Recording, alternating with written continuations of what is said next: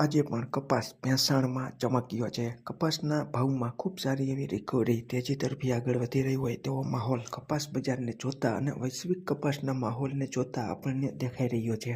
આજે તારીખ 13/12/2025ના રોજ ગુજરાતના અલગ અલગ વિસ્તારોમાં કપાસના 20 કિલોના ઊંચામાં ઊંચા ભાવ ભેંસાણ 1600, જસદણ 1525, જામનગર 1550, ચોટીલા 1500, બગસરા 1580, સિદ્ધપુર 1550, ધ્રોલ 1501, જેતપુર 1555, રાજકોટ 1528, ધંધુકા 1497, જામજોધપુર 1565, મોરબી 1513।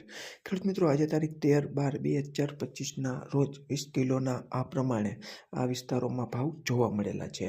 ડોલર મજબૂત થતાં આપણે આયાત વિદેશથી રૂ મંગાવવું હોય તો ઘણું બધું ઊંચું પડે છે। બીજું કે તુર્કીમાં પણ રૂનું ઉત્પાદન ઘટે તેવી શક્યતાઓ છે। પશ્ચિમ આફ્રિકાના જે દેશો છે ત્યાં પણ રૂનું ઉત્પાદન ઘટે તેવી શક્યતાઓ છે। વળી બ્રાઝિલમાં, ખાસ કરીને બ્રાઝિલ અને ઓસ્ટ્રેલિયામાં પણ લા નિનોની અસરને કારણે વાવેતર નવા કેવા થાય છે અને કેવી પરિસ્થિતિ રહે છે, અને ડોલર મજબૂત બનતા ખાસ કરીને આયાત નિકાસના કામકાજને મોટી અસર થશે તેવું પણ જાણકારોને જણાઈ રહ્યું છે।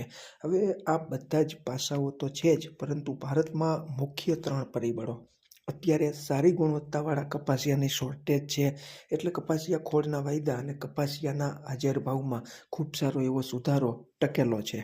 બીજું કે વાવેતરમાં કાપ છે, એટલે ઉત્પાદનમાં ચોક્કસ ગાબડું પડશે જ, અને પંજાબમાં અતિ ભારે વરસાદ પડ્યો અને ગુજરાતમાં કમોસમી વરસાદને લીધે કપાસના પાકને મોટી નુકસાની છે તે જોવા મળી। આ બધા જ કારણોને લીધે આ બધુંય જો ભેગું થાય અને અનુકૂળ બને તો કપાસના ભાવમાં આવનારા સમયમાં રિકવરી તરફી તેજીનો માહોલ બરાબરનો જામે તો જે ખેડૂત મિત્રો પાસે સારી ગુણવત્તાવાળો કપાસ છે તેવા ખેડૂત મિત્રોને ખૂબ સારામાં સારો ફાયદો મળી શકે।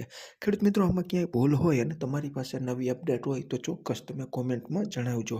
અમે ક્યારેય કોઈ પણ જણસીની લેવડ દેવડ અંગેની સલાહ કે સંગ્રહખોરીની સલાહ નથી આપતા।